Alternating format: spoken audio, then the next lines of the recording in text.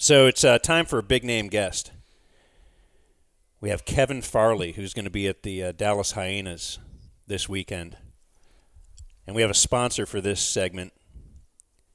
It is One Day Door. First of all, Kevin Farley, everybody is here.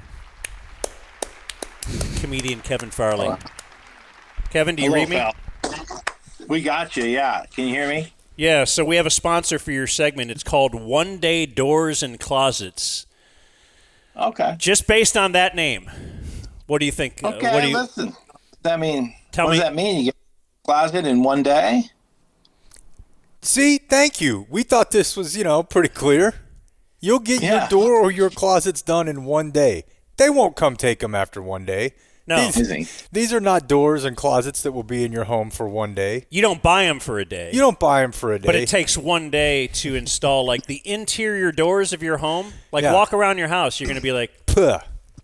These look horrible. If you ever actually stop and look at them, your doors, replacing them could go a long way. And you could do that with One Day Doors, onedaytexas.com, promo 30. That'll get you a BOGO door. How's that deal sound, Kevin? Buy one, get one free door. You ever heard of such a thing? No, I haven't, actually. I haven't. He's a well-traveled man, and he's never Not heard with of doors. That. No. Maybe like a sandwich or something. A hot dog. Yeah. Maybe a pizza if you're lucky. But door? A whole door? It seems impossible. And their copy here says it's like hanging a new piece of art in every room when you get one of these doors. It's solid. Yeah. It's not hollow. Go up to your door and hit it with an axe right now, and you're going to see it's hollow. Not I these. have an axe. Do you have an axe? I don't have one handy, no. But I'll go find one and hit my door. Yeah, and the good news is, if you destroy it, you have another door. Have you seen The Shining? You bought one. Yeah. So if you did that Shining thing, if they had called One Day Doors, Jack Nicholson doesn't get into the bathroom. Think of how history has changed. Yeah. Yeah, so it's exactly. onedaytexas.com /promo 30. Hey, Kevin, thanks for joining us. That's right. Good. How are you? The great Kevin Farley still with us. So I'm going to be straight with you here. I knew that you were in the stand-up game, and I knew that you had a long career and that you've been a working actor and comedian. I'm an elder millennial, so I'm 39. And to me, I was the high school kid who thought all the boy bands were gay. And I was really just upset that all the girls in my high school loved them. But then MTV made Spinal Tap for boy bands. And I was maybe 15 or 16 when it came out. And the boy band Together and the movie and the TV series, I thought that was genius. When I was a kid, I was really into SNL and parody songs and things like that, and so this comedic take on it to me, I thought at the time was brilliant. I agree. I mean, when I read the script, I thought, well, this is going to be a lot of fun, and I think we had a lot of fun with it. Sometimes, though, I think it went over a lot of people's heads, and they really thought we were a band, because we had really good songs. It's just if you listen to the lyrics, you would know they were a joke, like. I know my calculus, it says you plus me equals us. I mean, that's kind of that's a silly lyric, and the hardest part of breaking up is getting back your stuff, which is a good lyric too. But I think a lot of people thought they were real, and that's where we treaded that line of real boy band and fake boy band and comedy boy band. It was weird, but it was fun. I had a good time. And you guys toured a little bit, if I recall. Yeah. So how would that work out? You would have a backing track, and you're just like, well, I guess I'm gonna dance like I'm in a boy band in front of 20,000 people. We had a whole choreographer. We had a sitcom. So this guy Bradley, who was our choreographer, and every sitcom episode we had a song and a dance, kind of like the Partridge Family or something.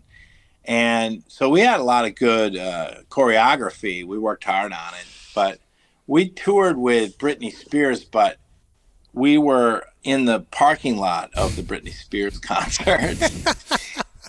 Yeah. And we performed on a bunch of hay bales. So we weren't really with Britney Spears, but we were in the parking lot of Britney Spears. So how does this deal work? Your agent comes to you. And by the way, also I thought it was funny that, in most of the boy bands, they do have an older guy who, brother or not, kind of takes on the older brother role. Right. And I remember as a kid being like, man, it's weird. That guy is like 31. Yeah. But you were 35 at the time that they made you the older brother. And this is not a shot, but you're Kevin Farley. So it was very funny to me because, like, the old guy in the boy bands is still like a hot, strapping guy. But when they made the parody boy band, they got you at 35. It was a very funny image to me that you were part of that choreography. Yeah, I think what I did is I auditioned and I thought I had a decent voice and sort of did. And then the funny thing is they put me in braces to sort of young me up a little bit. And they gave me a young kid's kind of chronic disease, which I think was rubella. And so I had, braces and rubella. So it kind of, even though I was 35, I had youthful things attached to it.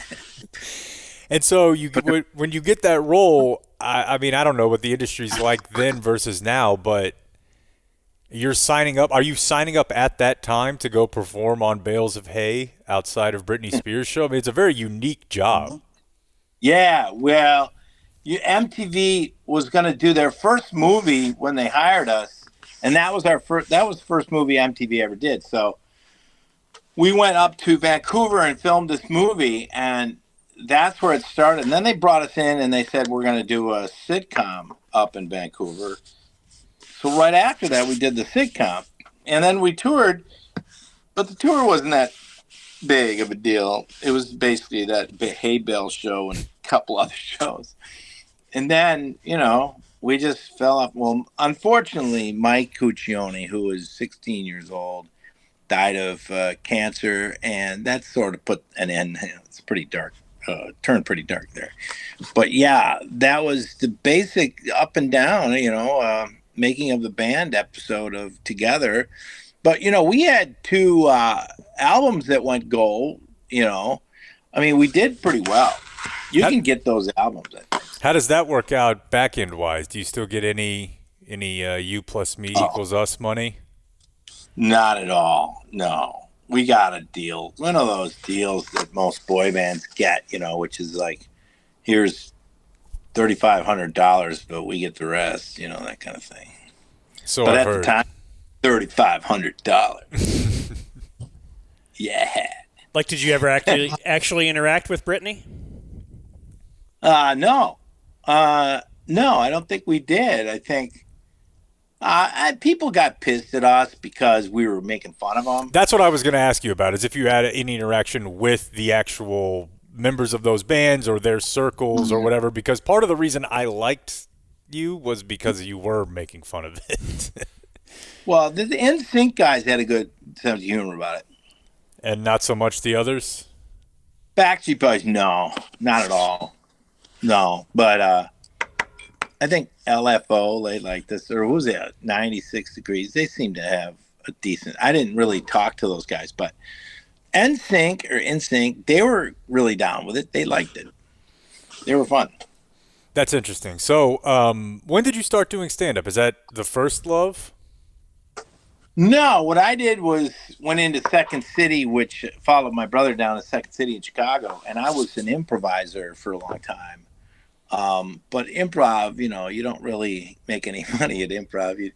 It's sort of a love of the art, and I really loved it. And I did that for a long time. And then I would do a lot of sitcoms and acting and this and that, living in LA for a long time. And I was just in many movies and then I decided that I wanted to start doing stand-up. So I would go to the Comedy Store. This was like 2009 or 10, probably 2009. I would start going to the Comedy Store and, just working out my sets. And then Norm Macdonald, who's a good friend of mine, asked me to go on the road with him. And David Spade asked me to go on the road with him. So I learned a lot from those guys, and I'd open up for those guys. And that's kind of where I started doing it, and I've been doing it ever since, Is that rough to open for guys who are already, like, awesome and then the bar is raised, kind of. Not really, because you don't want a guy doing really well in front of you, and that's sort of the thing inside baseball is stand-up. I don't want to follow a guy that's really bringing it or really good. That way I look better. Okay, so remember that this weekend when you go to Hyenas. Yeah. Whoever. I mean, sometimes you get there's a lot of guys at Hyenas that are really good, and it's fine if you want to be, but you're upset. At the time, huh? Yeah, that will upset you. That will piss off Kevin Farley this weekend if you're too good. It won't piss me off. It's just that it's hard, when a guy's really, really good. I'm like, oh shit, I gotta really bring it, No, that's Not what yeah, puts the pressure on, That's why I do the first segment of the show. That's a good point. Yeah. I have noticed that. So, 2 shows Friday, 2 shows Saturday at Hyenas in Dallas, hyenascomedynightclub.com. That's interesting. We recently talked to Jeremy Piven, and he is in the stand-up game now. And I went to go see him, and while it was entertaining, his situation is sort of unique because he's basically up there doing Ari. And he recounts life stories, and I think he has a love for the craft, but it's not really a stand-up show. Whereas you have but also people do associate with your brother, who I don't really recall ever doing stand-up. So how would you describe your act? Yeah, I don't have a persona on television like an Ari or anything.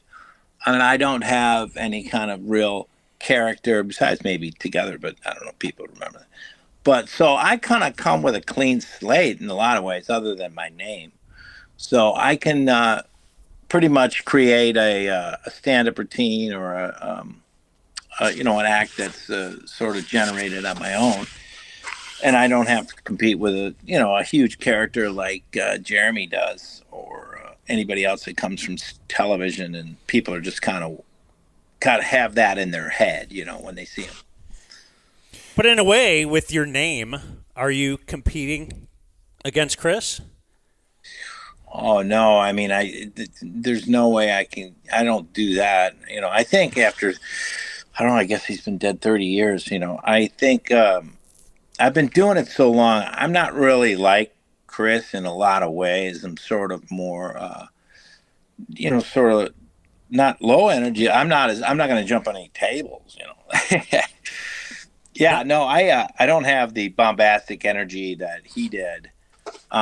We're pretty different in that way, but I think I have some of the mannerisms and the motions that the Farley family, which came from my father pretty much, and so I think people they see that when I do the show, and but I think they're not really expecting me to be as bombastic on stage as Chris. Yeah, I guess that just like you said, it's an expectation when you walk in. Hey, I'm going to go see this because it's Kevin Farley. I know Chris Farley. Right. And now I guess I don't know what to expect, but that's where I thought maybe there's that competition in a way, like I have to be good enough that they're not really disappointed that Kevin Farley wasn't really funny like Chris. So you have to win them over in your own way, I suppose. Yeah, I don't really compete with anyone on stage. I just try to be myself. I don't go in there going, I got to compete with Chris or something like that. I actually have never thought about that.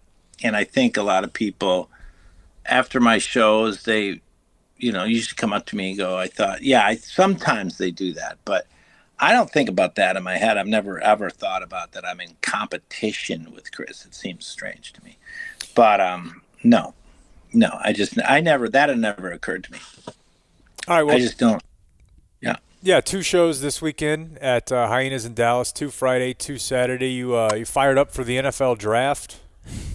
It's funny, the draft. I mean, when I was growing up, the draft was never really that big of a deal. Boy, that shows you how big the NFL is. All right, we're at the draft, and then the combine was just a bunch of guys running. And I guess we're looking at that now, I mean, I don't care. The draft, sure, I'll watch it. I mean, I don't know. I mean, I don't know why everybody's so into that, but I mean, I'll watch it, yeah, but You live only out. because You I'm live getting out in of L.A. football. Huh? I'm sorry. You live out in L.A. No, I live in Florida now. Florida. Okay. Get away from those libs. I lived in LA for 20 years, and it's like, if you ask me what I did, I'm like, I don't know. I have no idea. I forgot that I was there, but I guess I was there for 20 years. I don't remember. But yeah, no, Florida's great. It's, a lot of bugs, but I like it, Yeah, it's fun. I just didn't know if you had any. I guess people from L.A. I want their thoughts on stealing my favorite basketball player in the world. We've Doncic? gone. Yeah. So you're pretty familiar with that story? I just know that he got traded from the Dallas Mavericks. I don't know if there's any backstory or anything. Yeah. No, it's just that he's great, and the guy that traded him sucks, and Yeah.